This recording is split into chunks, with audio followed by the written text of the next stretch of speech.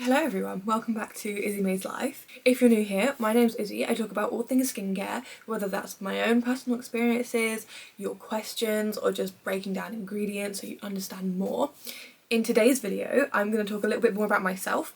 Shock, I know. For those of you who don't know, I used to have quite severe acne. Here's some references. I don't like to use the word bad skin. You know, this was like 7-8 years ago, and back then it was very much, oh, my skin's bad and I have bad skin and acne is bad. But you know, now I'm older and I think definitely this generation and this like modern day, bad skin is a redundant term. I don't think we should be using it. Skin is skin. Everybody has different skin. There is no good skin and no bad skin. I think that's like a mindset that I have only recently adopted. So yeah, I'm gonna go through today basically everything I did to get my skin from that point to this point now. And let me tell you, it was a lot. I tried so many different things. Back when I was like 14, 15, I just used trends and trendy skincare because I didn't know what else to use. I wasn't really educated enough to understand what I needed for my skin. I just saw what people were using on YouTube and I guess Instagram, and I use that for myself. So all this trial and error has now led me to be able to help people and help everyone understand what's good for their skin, what they can use. So enjoy the video. So before we go into it, I'm going to say I hope you guys appreciated the places I went to get this information. And by places, I just mean way back through my camera roll to see what old skincare I used to use. Never again. So I started to develop acne quite early on in life. I think as soon as I hit puberty, around 12 even, it felt like it just all came. There was no over a year or so like developing it. It felt like, from my memory, it felt like it came overnight. Like I woke up one day and it was there. And obviously being that age, being in high school, it was, you know, it was a tough time, and it just felt like whatever I did like didn't help. Like there was nothing I could do to help it. I didn't have the knowledge, I didn't understand it. So the first thing I used once I sort of started coming up with the acne, I remember my dad taking me to like Boots and looking at the face wash section and just choosing one, picking the coolest looking one because they all did the same thing, you know. Back then my mindset was very much like, this face wash will either clear my skin or it won't. The concept of serums and SPFs and moisturisers and exfoliants was just like, I didn't know. So the face wash was my entire routine. I started off, I think everybody's been at this point once in their lives, whether it was in the teenage years or later on, with the Neutrogena pink grapefruit scrub. That was the first face wash I remember ever getting. I remember it smelled amazing, which is really ironic because now I can't have grapefruit. But yeah, I used it. I think I used it just every day. I don't know if I even used it twice. I think it said twice a day, so I used it twice a day. But this was a scrub. And now my advice, anyone with acne, with cystic, aggravated skin, should not use a scrub. A chemical exfoliation, 100%. Physical exfoliation, you're going to pick up all that bacteria, you're going to spread it, you're going to make it worse. So back then I was just aggravating my skin more. It was not good. I then kind of bounced around between face washes. Like I said, that was just my routine. It like in my mind, a face wash either worked or it didn't, and if I'd used the face wash for a month or so and I'd be like, and I thought it wasn't making much difference, I would then try and find another one. I remember using the Clean and Clear one, the scrub. They were always scrubs because I thought, because you know, back then scrubs were very trendy and everyone said if you have acne you need to use a scrub because you need to get the dirt out of your pores, which I guess isn't a lie. There was just a lot more to it than that. So the next big thing I moved on to was the Freedom gel. Again, I feel like this is a rite of passage for anybody who had acne. I always remembered it being benzoyl peroxide, but looking back at it and looking it up now, it just has niacinamide, which is really confusing to me. So it's clinically proven vitamin B complex, so niacinamide, for the treatment of mild to moderate inflamed acne spots and pimples. Now, I very vividly remember buying this from Tesco's. I used it that night and I just remember like sitting in bed and thinking, wow, can you imagine like if I woke up tomorrow morning and my acne was gone. And that was very much my view of skincare at that time. It was if something's gonna work, I'm gonna wake up tomorrow and it will have worked. You know, there was no like layering, there was no giving it time and patience. And I just remember like waking, like in my head I knew skincare didn't work that way, but I just, you know, you always hope, don't you? I remember waking up the next morning and just thinking, going to the mirror and thinking, did it work? Is it better? Is my skin better? Is it clear? Or all my spots magically disappeared overnight? Especially at that time, companies really saw that this is what a lot of people were going through, what a lot of teenagers were going through, was this acne and having no clue what to do with it. And there wasn't this community of skincare TikTokers, YouTubers to educate young people about it. You know, companies saw and they really took advantage, I think, of young people with acne by marketing these products like Niacinamide that will clear your skin magically, you know, for the treatment of moderate acne. With skin, it takes a lot of hard work and patience and trial and error. And I think even now I see people talk about skincare and I see them talk about it in a way that's, you know, I used a product for a week and my skin didn't magically change, so it obviously doesn't work. Not the case at all. So now comes the time where I clearly had been on social media too much and I was really looking at what other people were using, and everybody says if you have acne use African black soap, specifically this one.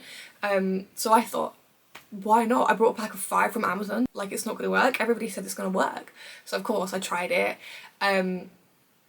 I remember using this with this mechanical face brush that I brought from TK Maxx, and I used that mechanical face brush twice a day with this extremely drying soap. My skin was red raw. I remember putting my whatever serum, whatever gel, maybe the Freedom gel that I used on after, whatever, or my moisturiser on after using the brush and the soap, and it would burn, and I'd have to stand there for 10 minutes fanning my face because my skin was burning, and I just couldn't understand why. Like, but in my head the burning was just working, you know. I am burning the bacteria, I'm burning the acne off my face. And that was, you know, that's what you were told on social media back then was, you know, if it's burning, if it's tingling, it's working. So now we've come to the time where I went to the doctors. I went to the GP for another issue, something completely irrelevant to my skin. And I just remember the doctor saying, oh, you've got pretty bad skin. And I thought it was a strange thing for the doctor to mention, because in my head I hadn't even entertained the idea, I hadn't even acknowledged the idea that a GP could help, a doctor could help me with my skin. So I found it so weird that he just commented on my skin like that. And then he said to me, magic words, he says, do you want something for that? And I thought, fuck yeah. So I got prescribed Duac, the green one specifically. I hate benzoyl peroxide. I just think it's drying, it's damaging. For the severity of acne I had, that was never gonna work. It just made my skin redder and it just made it more sensitive. And I remember the bleached towels, the collars of my t-shirts just bleached. But that was a time in my life, and I used Duac for a long time actually. I used Duac for about a year with not really any change in my skin, and this is where I started to get quite upset with it, because before I never really cared. Like, I was the type of person, people used to say to me like, oh, are you not bothered? And I just thought, I don't see my face. Like, unless I look in a mirror, I don't really look at my face. I don't see my acne. So it didn't bother me as much as people thought it would, or people thought it should. People thought it should bother me. They used to say like, God, if I had skin like that, like, you know, like that was the worst thing in the world. But I did have skin like that, and you know, this was at the time, you know, this was at that time where Snapchat filters were everywhere. So every time I'd open a camera, it'd be with the Snapchat filter on, and I guess I didn't need to look in mirrors all the time, so it just didn't bother me. At the time when I tried Duac and I thought it wasn't working, this was when I really thought, I was like, oh fuck, like, I'm gonna have this for the rest of my life. This is when I really got my reality check, and I thought there's no magic overnight thing like face wash or gel or medicine from the doctor that will just fix my skin overnight. And that was a really sad realization. I eventually stopped using Duac, and I remember being prescribed antibiotics. I think I'd been prescribed Lymecycline, doxycycline and tetracycline Pretty sure it was all three of them, not at once. I cannot remember which one was first. I think it was Lymecycline first, but I could be so wrong. And, you know, the reason that I went through the different antibiotics was because I take one, it didn't work. I tried another one, it didn't work. I think it was, I wish I could remember which one it was that made a difference, but one of them did, and I feel like it was Lymecycline or doxycycline. But the problem with antibiotics is it's not forever. You know, you get prescribed these antibiotics, and then once you finish them, a month later, it all comes back. And that's exactly what happened to me. And I think that's a big problem with the dermatologists that I was referred to, is they don't teach you how to take care of your skin. Not one doctor ever said to me, you know, you want to maybe try using these serums, maybe try using this type of moisturiser, a lighter moisturiser, or not an exfoliator. No one educated me. No one actually explained how to use a skincare, why to use these specific things. It was just throw medication at me. And then that medication worked for a while until it didn't, and I had no long-term help. It's been a while since I've been to a dermatologist about like acne on my skin, but I think to this day they are still very set on just the quickest and easiest method for them, and probably the cheapest, you know, because they probably don't get trained what skincare products to use. They get trained, you know, when you have severe acne, these are the certain antibiotics to prescribe. And I really enjoy nowadays the skincare community, especially on TikTok and YouTube, where young people who were in my shoes can go to, and they can get this advice that they can't get from a GP or a dermatologist. They can ask questions from people who have been in their shoes, because maybe the dermatologist I went to, they've never experienced it. There's people who swear by holistic products, people who swear by drugstore products, people who swear by medical grade products, and I think it's really important to have the different views and the debates on it, because, you know, no community has ever grown by everybody agreeing. So after I took the antibiotics, when they came back, I remember them saying that I couldn't have any more antibiotics. Like, I thought, oh, is this it? I've tried it. It was good for a little bit. I had that little taste of freedom, and it came back. And then they referred me to the dermatology department, the NHS dermatology department. But this was the end of 2019, so we all know what happened, you know, around that time. And my referral to the dermatology department just got put on a back burner because COVID came around, lockdown came around. So in that time, I remember seeing a lot on social media about acne.org, but they had this regimen to treat acne, and it was a cleanser, a treatment, and the moisturiser. I really remember the moisturiser being bright yellow. Again, this was just another thing that I used that they kind of sold to people who didn't really understand what was going on with their skin. They didn't understand what they needed, and they sold this quick fix that didn't work. And again, I think I was disappointed it didn't work, but by this point in my life, I tried so many things that I just stopped getting my hopes up with it. I just thought, this is my skin now. So we now reached the time in my life where I discovered niacinamide, which was, yeah, 2019, 2020. So it's been a good 5, almost 6 years going strong. You know, I've had my times where I've stopped using it for a little bit, but I always come back to her. I think she's the go. I think she's amazing for my skin, personally. Back at that time, I didn't understand why it was helping my skin. I didn't understand that it alone wouldn't clear my skin. I saw an improvement in my skin's texture, in the amount, like, my oiliness had really, really decreased, and I loved it. I still do. I used to use the Cetaphil cleanser. I think it was like the basic gentle cleanser. And I actually used to use it with aloe vera gel. I think I used aloe vera gel as a moisturiser. I'm not entirely sure, but I remember it was somewhere in my routine, and niacinamide. I do see a lot of hate on the Cetaphil cleansers nowadays. I don't think it was all that bad. I just think cleansers by themselves won't get you the results that you're hoping for. Or the reason that it gets a bad rep is because people believe they're going to get these results from it, and because it's just a cleanser, they don't. It did not work, it didn't work. It was just there.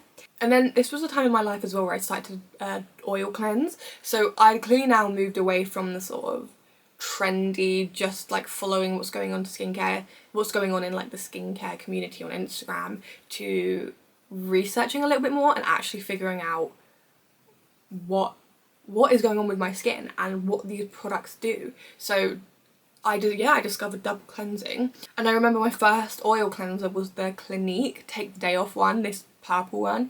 I loved it. I actually really liked it. It was good at the time, and I felt like I was getting somewhere. I felt like I had these building blocks for my routine that obviously have stayed. Obviously, you know, obviously the brands and the products change, but these building blocks of double cleansing, niacinamide, serums, moisturisers were there. Yeah, it was a good time, you know. The double cleanser was a great way to remove my makeup. I felt a lot cleaner. I felt a lot better about my skin. But I kind of took that and ran with it, where I would look on Beauty Bay. You know, I was obsessed with Beauty Bay during lockdown, during 2020. And I'd go on the Ordinary page on Beauty Bay and I'd just pick a random serum and I'd try it. And I think, obviously, that's probably not the best thing to do because I didn't know what those serums were and I didn't really understand what they were doing. I just thought, why not? Like, it's lockdown, I've got all the time in the world, like, let's just try it. Yeah, trial and error was great. This is where I discovered that niacinamide. That's where I discovered I love niacinamide. I think nowadays it's probably not the best thing to do because you can just research them. But it's good for me because I have literally tried, I feel like I've tried all of the Ordinary serums and they had way more back then, like random oils. I remember using rosehip oil, like buckthorn oil, whatever the hell that was, like so many different things, and now I can share that experience with you guys so you guys don't have to do that. At this time as well, I remember seeing the Glow Hub Peach Toner, and I actually saw this the other day in Harrods and I smelt it and it just brought back so many memories. The only thing this toner did was smell good. I mean, if you've watched my previous videos, you know my opinion on toners, so. And then came that one magical day where I got my hands on Accutane. This was, you know, honestly, this was the turning point in my acne. I wish I could sit here and tell you that I found some magic skincare routine, or I healed my skincare over years of trying, but in reality it wasn't. In reality, I got prescribed Accutane, I took it for maybe just under a year, and then my skin completely transformed. With the severity of acne I had, skincare wasn't going to touch it. Even antibiotics struggled to touch it. I needed that hardcore stuff, and that was Accutane. And I was really scared to start it because, you know, you hear so much stuff about it affecting mental health and affecting, you know, the rest of your body and the rest of your life, really. And I was scared, but I thought, you know what, like, it's worth it for clear skin. And one day I'm going to do a whole video on Accutane and my experiences with it, but just, you know, as a quick rundown on my experience with it, like, it was fine. I have no memory of struggling or being in a lot of pain on it. I remember looking at myself in the mirror every day and thinking, God, my skin's getting clear. I thought my skin's getting amazing, like, I feel really good. I remember the dryness or the lips. I mean, look at the lips, like, that was, yeah, but that wasn't even a struggle, like, it was just so worth it. This is also when I started to use SPF because the one thing the dermatologist did preach to me was be careful in the sun while on Accutane. And it's crazy because a lot of my skincare now has changed, you know, like, I don't use the same cleansers, the same serums or moisturisers that I used way back when. The one thing that has stayed consistent, the first SPF I ever picked up from the shop, was the Nivea Sensitive Skin, like, Sun Allergy Protection SPF. This SPF has really carried me throughout my life. I think it's actually been the one consistent thing in my life since 2020 was the Nivea SPF. I just think it was amazing. I preach to everyone, like my clients and followers and anyone who asks me questions, especially about SPF. It's all about trial and error with SPF. You know, one that I love, you might hate. One that my friend loves, I hate. You know, like, you know, everybody likes different SPFs. And I was so lucky that I didn't really have to try. Like, I kind of hit the nail on the head the first time. And I still use it to this day. I mean, it's cheap. I remember I used to get it for £6 at Tesco's back then, but now it's gone up as £10, but, you know, it's just life, inflation, isn't it? So while I was on Accutane, I did keep my routine very simple. I either didn't wash my face or I just washed it with Simple. I think I just washed it with like Simple, the simple, like, basic gentle cleanser. And I remember using the Aveeno body cream to moisturise. Which, looking back on now, probably wasn't the best decision, but it was, you know what, it was oat, so it was very soothing. And because I was on Accutane, I didn't really have to worry about clogged pores or breakouts and stuff, so it just helped. It soothed. I slapped that stuff on my lips because they were so dry. But that was pretty much my skincare routine. I think I still did use a niacinamide. That really has been with me throughout. So then after Accutane, my skin started to look like this. It was very clear.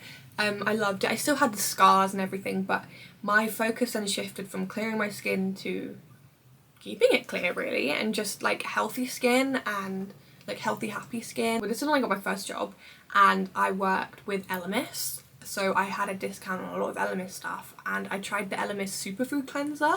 Oh my god, I fell in love with that cleanser. I haven't used it since then. It's been a few years since I've used it, but I think I still love it now. And you know, to give Elemis credit, it's very good marketing on their part, because this is a time where I'd really shifted to keeping my skin healthy and making right choices for my skin. And hearing superfood cleanser, the superfood range, I thought, what is better to keep my skin healthy than superfoods?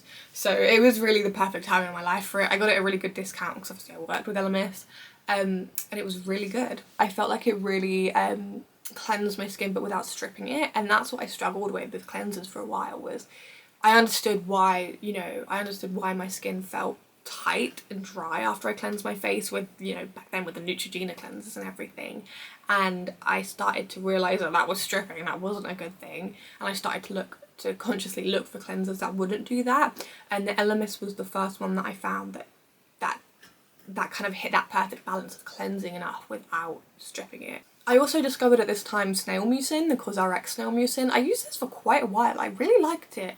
This paired with the niacinamide serum, niacinamide and zinc serum that I used, was amazing.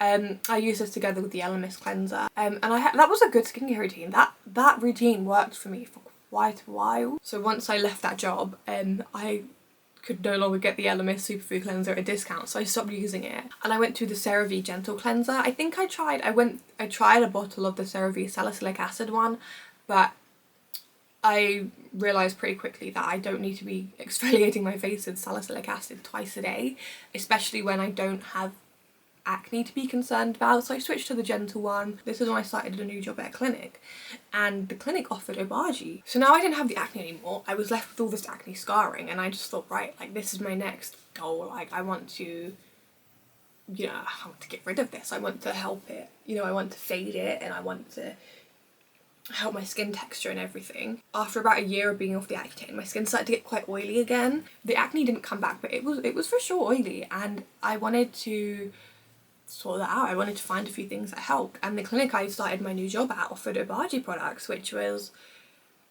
sounded brilliant. So that's what I got. I got the Obagi Cleansiderm range, and it was a salicylic acid cleanser, a salicylic acid like toner solution, and a benzoyl peroxide serum, and Tretinoin. Now, I don't have a problem with the Obagi Cleansiderm range. I just think me completely changing up my routine, cutting out everything, adding in Tretinoin, 0.05% Tretinoin, and 2 salicylic acid products and a benzoyl peroxide product was a lot. Oh my god, I think I way overdid it with my skin. I recommend Tret. I recommend Tret a lot to a lot of people nowadays, but I don't recommend the Obagi Cleansiderm because of what it did to my skin. So for the first few weeks, for the first probably 4 or 5 weeks, my skin was really like red, raw, dry, peeling, and my skin did get used to it, but after about 2-3 months, I ran out of the salicylic acid and the benzoyl peroxide, and I ran out of the salicylic acid toning solution, and I thought, you know what, like I'm not gonna get another one, because I think Tretinoin is fine by itself to get me to where I need. So I still use the salicylic acid cleanser and the Tretinoin with a few other things like the snail mucin. At this point I was using this Eucerin moisturiser, which I really liked at the time, the urea one, because Tret was drying out my skin so much. I really needed to counteract that, and this moisturiser was great for it because it wasn't like irritating or anything like that. So after I finished my first tube of 0.05 Tretinoin, I thought, you know what, this is going fine, my skin's amazing, like I'm gonna go up to 0.1%. My skin on 0.1% Tretinoin was incredible. To this day, like my skin's never been as good. Like I don't think I ever will get it as good as when I was using Tret. But the peeling's tough to deal with. It was, for me, it was all around my mouth. All around my mouth, and especially my chin here. I think it started to give me post-inflammatory erythema, and I was really worried that was going to turn into pigmentation. So I went back down to 0.05, and I was on that for quite a while, and I loved it. My skin was absolutely bloody incredible.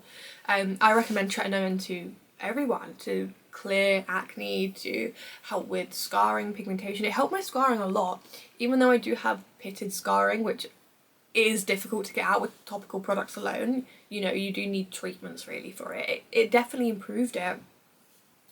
So I love Tret. I recommend it to everyone. I then stopped using Tretinoin because first of all it was quite expensive, and I just thought I wanted to try other things with my skin. Because with Tret, because your skin is so easily irritated whilst you're using it, you can really only just keep it simple. Like changing products or adding other actives is pretty much a no-go. So I stopped using it because I wanted to use a few more actives and use some other exfoliators, some chemical exfoliators, and do some treatments. And I don't regret stopping Tret in so many words. I definitely think now, looking back here, I didn't need to. Once I stopped Tret, I did start to get a little bit of acne. This was around the time that I went on birth control. I went on the pill and my skin just broke out on the pill, and I thought, you know what, like, I'm not doing this. I literally went off of it like a month, 2 months later, because I just thought, nah, I'm not having this acne again. Yeah, so I was without a retinoid for a little bit. I was going around, bouncing around between just like exfoliators, chemical exfoliators and such. And my skin wasn't amazing. Like, it wasn't, I didn't have acne, but I just felt clogged, I felt oily. I missed that glow from the Tretinoin. So I decided to then try Adapalene. Adapalene is similar to Tretinoin. It's still a retinoid, it's still in the retinoid family, but it's a lot more gentle, and it's made for acne prone skin rather than Tretinoin, which is made for aging skin. It's also a lot cheaper, which is brilliant, and I've been using Adapalene for 4 or 5 months now, and I really like it. I wouldn't say I'm at the same level I was when I was on Tret of like the glow, but my skin is amazing. I can't fault it at all. And then for the last month, maybe 6 weeks, I've added in an Azelaic acid to my routine, both prescription grade products. And I would say with those two together, I'm at the same point I was when I was on 0.05% Tretinoin. With Adapalene by itself, or Azelaic acid by itself, I don't think I would get there. I would have, you know, my skin would be improved, but it wouldn't be at that incredible level it was on Tret. But it will. But with those two together, I really feel like I'm at that same glow, at the same glow level, but without the irritation. I sometimes feel a little bit of irritation from Adapalene, but that's mainly my fault if I've done something a bit silly. Yeah, there is nowhere near as much irritation. I don't have that peeling, I don't have that, like, burning. It's a really good combination. And if you're interested in my current skincare routine of all the products I've used, you can head over to my TikTok, at Izzy May's Life, my Instagram at Izzy May's Life. Leave a comment and subscribe, and I will do a full in-depth breakdown of my current skincare routine. And if you're also interested in trying a retinoid like Adapalene or like Tretinoin, I have a Retinoids 101 video on my YouTube page which you can check out. It breaks down everything to do with retinoids, what they are, how to use them, how to pick the right one, because there are more than just Adapalene and Tretinoin. There's so many different ones you can use for different things, so check that out. That is my skincare up until today, from when I was about 12, 13 until now, 22. You know, things are always changing. I'm always changing my routine. I'm always learning and growing.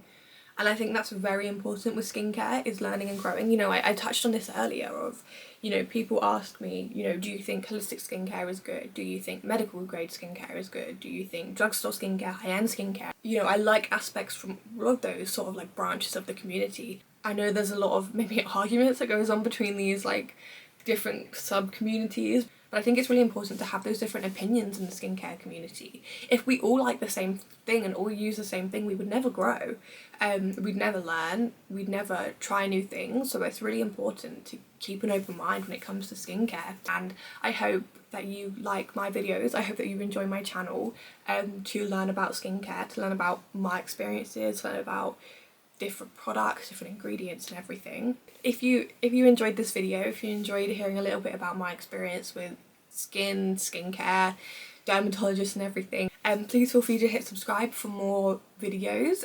Comment any questions you have about skincare, about anything I've spoken about today, I'll answer. You can head over to my TikTok or Instagram at Izzy May's Life for more skincare content. But thank you so much for listening today. I'm really enjoying making this platform where I can speak about, you know, let's be real, universal experiences that we've probably all gone through.